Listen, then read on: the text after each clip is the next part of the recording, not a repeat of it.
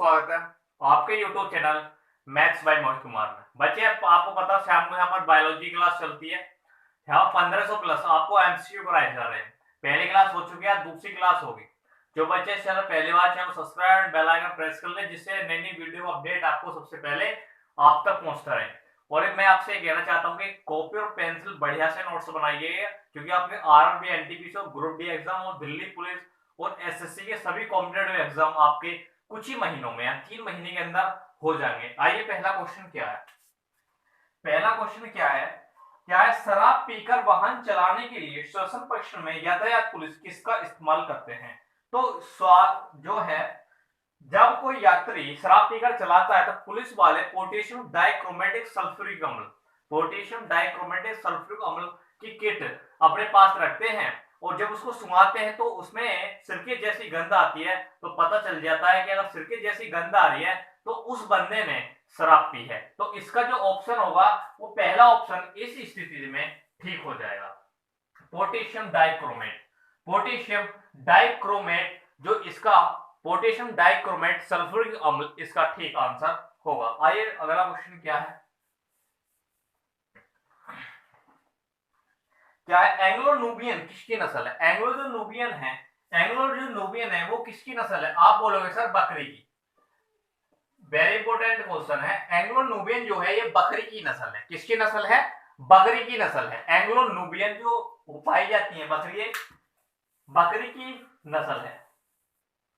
आइए next question क्या है, किस किस्म की मिट्टी में जिप्सम का प्रयोग करके फसल उगाने को उपयुक्त बनाया जा सकता है। यानी किस मिट्टी में हम जिप्सम को मिला दें कि वो मिट्टी हमारी अम्लीय हो जाएगी। तो इसका जो सेकंड ऑप्शन है अम्लीय।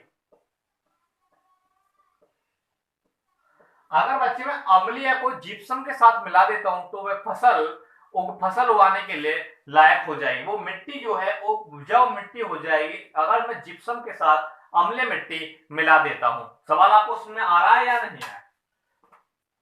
आइए नेक्स्ट क्वेश्चन साथ क्या है, निम्नलिखित में से कौन सा स्त्रीलिंग हार्मोन है। निम्नलिखित में से कौन सा स्त्रीलिंग हार्मोन है, वो कौन सा है? एस्ट्रोजन।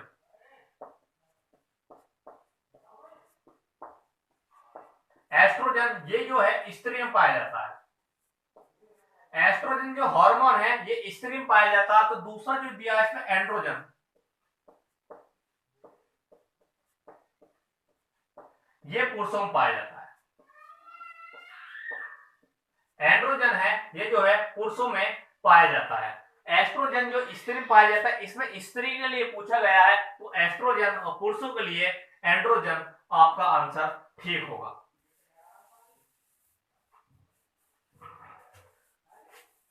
आइए नेक्स्ट क्या है, निम्नलिखित सामान्य प्रयोग में आने वाले मसाले लौंग कहां से प्राप्त किए जाते हैं। सामान्य जो हमारे मसाला आ जाते हैं ये फूल की कली से,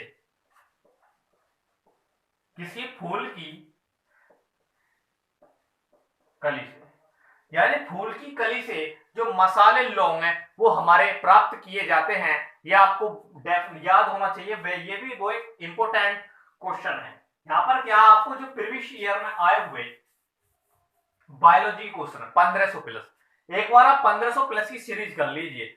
बायोलॉजी आपकी बेस्ट हो जाएगी। आपको पता है यहाँ पर 6 दिन में 2 दिन आपकी बायोलॉजी, उसी क्रम में सभी सब्जेक्ट को आपको कराया जाएगा। सभी के 1500 प्लस आपको एमसीक्यू कराए जाएंगे। 1500 प्लस कर लीजिए, आपको कहीं भी डिटेल में पढ़ने की आवश्यकता नहीं है।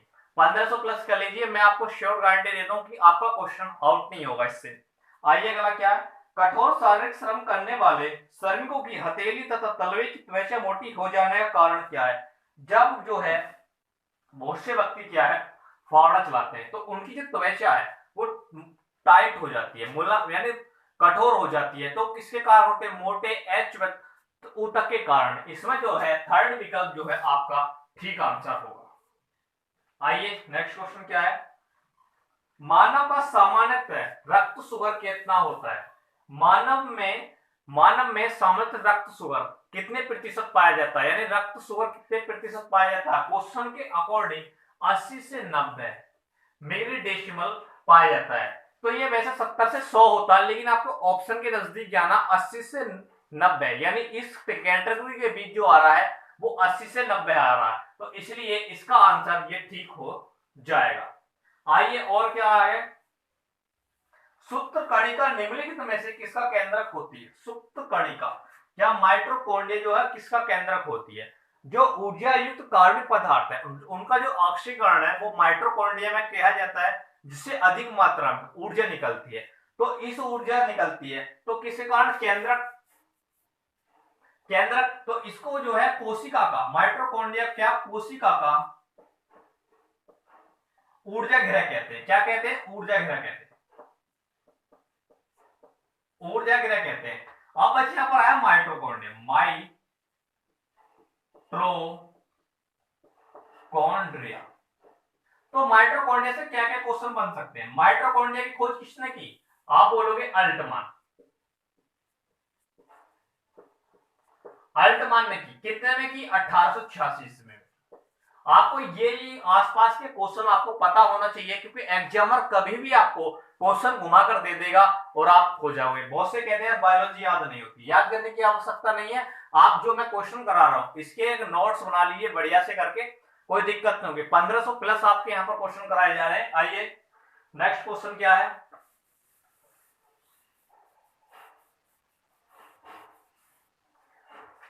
क्या प्रतिजैविक पेनिसिलिन निम्नलिखित में से किससे प्राप्त होती है? प्रतिजैविक पेनिसिलिन, प्रतिजैविक क्या पेनिसिलिन?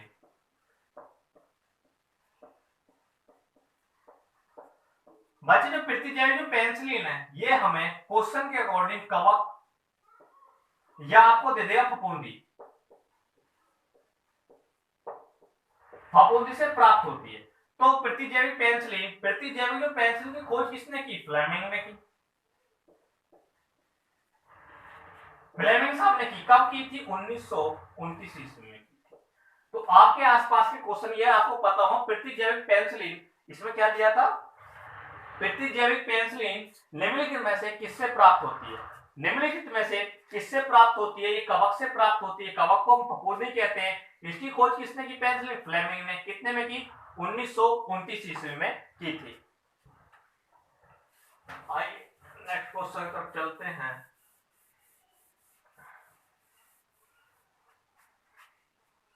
क्या है? कलोन की कॉलोनी क्या है?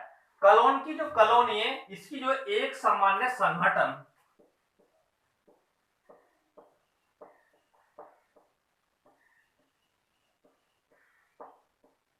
अनुवांशिक अनुवांशिक कोशिकाएं हैं। अनुवांशिक क्या है? कोशिकाएं। क्या ऑप्शन, कौन कौन से ऑप्शन दिए है क्या आपका? एक समान, हाँ थर्ड ऑप्शन है, ये आपका आंसर होगा। एक समान अनुवांशिक संगठन वाली कोशिका है। एक समान अनुवांशिक संगठन वाली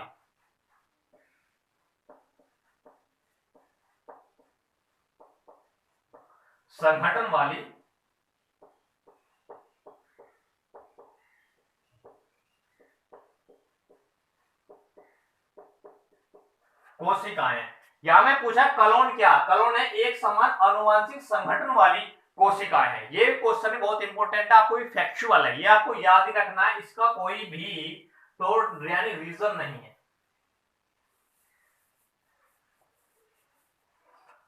आगे क्या है? क्या दिया है? कीटों द्वारा प्राकृतिक फूलों के परागण किसके द्वारा होते हैं? कीटों में जो प्राकृतिक परागण है वो रुक्ष और चिपचिपे होते हैं। क्या होते हैं? रुक्ष और चिपचिपे होते हैं। ऑप्शन में क्या दिया है? हाँ दिया है। इसका जो सेकंड विकल्प होगा ये इसका ठीक आंसर होगा। कीटों में जो प्राकृतिक परागण होते हैं वो रुक्ष और चिपचिपे होते हैं। इसका जो सेकंड विकल्प है ये आपका ठीक होगा। आइए नेक्स्ट क्वेश्चन क्या है? आंखों में वर्णदर्शक निम्नलिखित में से किसकी मौजूदगी से प्रभावित होता है? तो कुछ व्यक्तियों में जो है सभी कलरों को देखने की प्रवृत्ति नहीं होती, जिसे हम कलर विजन के नाम से जाने जाते हैं या वर्णदांतता कहते हैं। ये एक आनुवंशिक प्रक्रिया होती है, ये क्या पीढ़ी दर पीढ़ी चली आती है, इसका कोई भी इलाज नहीं है। तो इसने पूछा है कि हमारा कौन सा पार्ट प्रभावित होता है? तो हमारा जो शंकु है यानी कौन से ये हमारे इसी स्थिति में क्या प्रभावित होते हैं। तो ये उस व्यक्ति को जो है लाल व हरे रंग को देखने में दिक्कत होती है। लाल व हरे रंग को क्या है देखने में बच्चे उसको क्या दिक्कत होती है। आइए नेक्स्ट क्वेश्चन क्या है।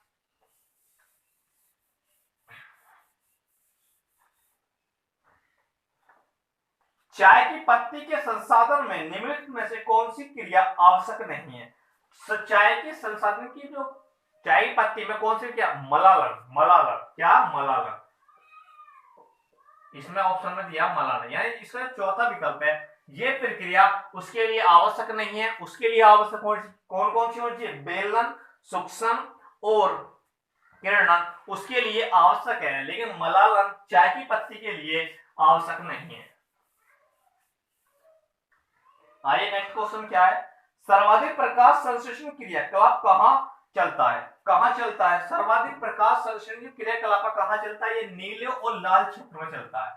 सबसे ज्यादा कहां से, नीले और लाल क्षेत्र में चलता है। लाल क्षेत्र में ये अधिकतम होता है और नीले क्षेत्र में ये कम होता है, और लाल क्षेत्र में क्या ये अधिक होता है।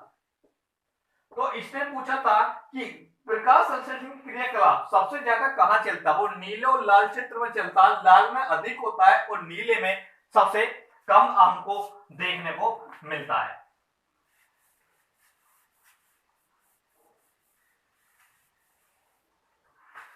आइए नेक्स्ट क्वेश्चन क्या, एडस वायरस क्या होता। एडस वायरस क्या होता, आप जानते हैं कि ये पादपों में जो है केवल आरएनए पाया जाता है। पादपों में क्या आरएनए पाया जाता है, लेकिन जंतुओं में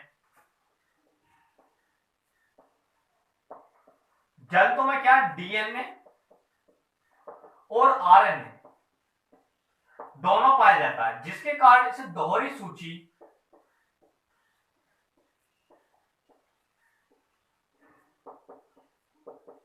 डीएनए कहते हैं। तो एक क्वेश्चन में क्या विकल्प में दिया, हाँ चौथे विकल्प में दिया है कि दोहरी सूची डीएनए, ये इसका विकल्प ठीक हो जाएगा। जो जंतु यानी पादप होते हैं उनमें केवल आरएनए पाया जाता है, उनमें एक सूची पाया जाता है, लेकिन जो हमारे जंतु होते हैं उनमें डीएनए तथा आरएनए दोनों पाए जाते हैं, इसलिए इसको दोहरी सूची डीएनए के नाम से जाना जाता है। सवाल समझ में आ गया क्या आपको।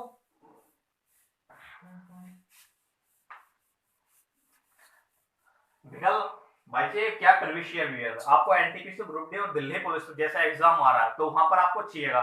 और बायोलॉजी के क्वेश्चन आपको सबसे ज्यादा आते हैं, फिजिक्स और केमिस्ट्री तो ना के बराबर पूछी जाती है, लेकिन बायोलॉजी के आपको 2 या 3 या 4 क्वेश्चन आपको देखने के मिलेंगे। तो आइए क्या है नेक्स्ट क्वेश्चन। साइलेंट वैली में दुर्लभ और नष्ट प्राय पशु कौन सा है।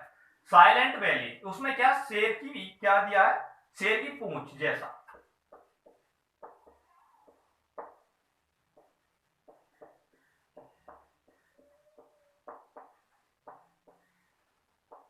मैकायू, शेर की पूंछ जैसा मैकायू ये साइलेंट वैली में पाया जाता है। साइलेंट वैली, जब बच्चे आपको साइलेंट वैली का नाम आ ही गया तो ये कहां स्थित है, आप बताइए केरल में स्थित है। तो साइलेंट वैली के नाम से एक राष्ट्रीय उद्यान है जो कि केरल में स्थित है, वहां पर शेर की पूंछ जैसा मैकायू पाया जाता है। अगला क्वेश्चन क्या है।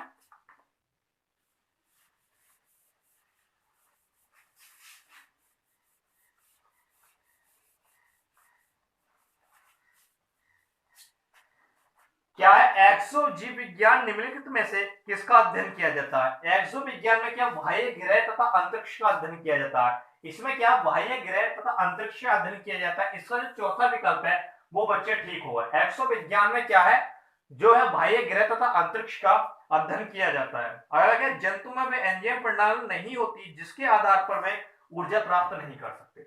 जंतु क्या वसा, प्रोटीन तथा कार्बोहाइड्रेट तीनों से, यानी तीनों से क्या एंजाइम है जिनके द्वारा हम ऊर्जा प्राप्त कर सकते हैं, लेकिन पानी की एक ऐसा तत्व है जिसके कारण हम ऊर्जा जो है प्राप्त नहीं कर सकते, ऊर्जा प्राप्त नहीं कर सकते, ऊर्जा प्राप्त हम नहीं कर सकते। आइए अगला क्वेश्चन क्या है। पादपों में वाष्प उत्सर्जन उस स्थिति में अधिक तीव्र गति से होगा कब होगा। पादपों में जो वाष्प उत्सर्जन यानी रेस्पिरेशन की प्रक्रिया कब होगी, जब हमारा जो वातावरण है क्या सूक्ष्म अवस्था में होगा। जो हमारा वातावरण का जो माहौल होगा ना वो सूक्ष्म अवस्था में होगा, वहां पर वाष्प उत्सर्जन की जो क्रिया है सबसे अधिक तीव्र गति से होगी। इसका जो ऑप्शन क्या है, क्या विकल्प दिए हैं, क्या क्या दिए हैं? तो इसका जो फोर्थ विकल्प है, वातावरणीय शुष्क अवस्था में, वातावरणीय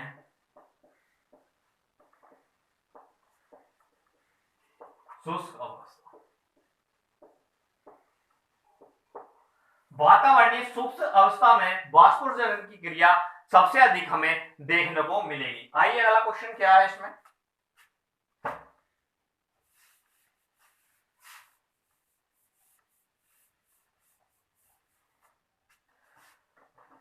क्या दिया है, ये यक्ष्मा के विरुद्ध निम्नलिखित में से कौन सी औषधि असरदार प्रभावकारी होती है? यक्ष्मा, जिसको हम क्या टीबी के नाम से जानते हैं, क्या टीबी जो बीमारी होती है उसमें कौन सी दवाई का प्रयोग किया जाता है? ऑप्शन के अकॉर्डिंग जो है इसमें स्पेक्ट्रोमाइसिन, स्पेक्ट्रोमाइसिन का प्रयोग है, जो टीबी से प्रभावित लोग होते हैं उनको इस दवा का प्रयोग किया जाता है। इसमें जो चौथा विकल्प होगा, यानी चौथा जो विकल्प होगा इसका जो है ठीक आंसर होगा।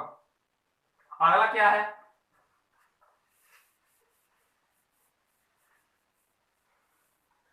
अगला क्या है, निम्नलिखित में से किस विटामिन की कमी के कारण मसूड़ों में रक्त आता है और दांत हिलने लगते हैं?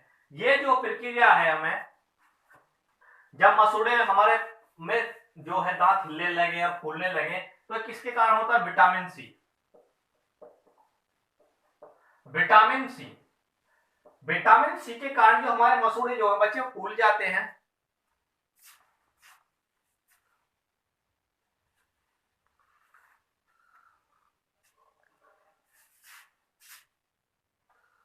विटामिन सी के कारण जो बच्चे हमारे मसूड़े फूल जाते हैं और दांतों में यानी हमारे में रक्त आने लगता है। तो अब जो विटामिन सी आ गया तो इसके इर्द गिर्द कौन से क्वेश्चन बनेंगे? इसका साइंटिफिक नाम क्या होता है? एस्कॉर्बिक अम्ल, एस्कॉर्बिक अम्ल। विटामिन सी के स्रोत क्या है? आपने जितने भी खट्टे पदार्थ है वो जितने भी आपके खट्टे पदार्थ है इसके स्रोत है, जैसे कि आप संतरा है, नींबू है, इमली है, इसके जो विटामिन सी के मुख्य स्रोत है। तो आज के लिए इतनी ही रखते हैं, छोटी वीडियो आपको पता है, ज्यादा से ज्यादा हम क्वेश्चन कराने की कोशिश करते हैं। चैनल को दबा के शेयर करें, और कल मिलते हैं। Bye bye, take care. और सुबह को आप टाइम एंड वर्क की सेकंड वीडियो देखना ना भूलें, जो आपको 10:30 बजे मिलती है। Thank you.